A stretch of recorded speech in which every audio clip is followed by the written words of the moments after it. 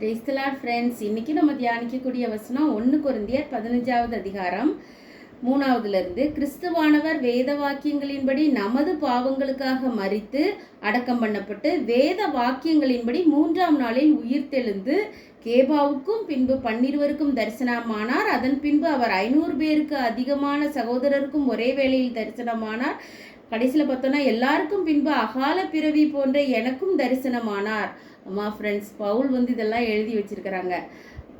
எப்படின்னா, ஏசப்பா நம்முடைய பாவங்களுக்காக மரித்து உயிரோடு எழுந்திருக்கிறாங்க. இப்போ எல்லாருக்கும் தரிசனம் கொடுக்குறாங்க. தரிசனம் கொடுத்த அந்த காரியத்தை பைபிளில் ஆண்டவர் ரெக்கார்ட் பண்ணியும் வச்சுருக்கிறாங்க.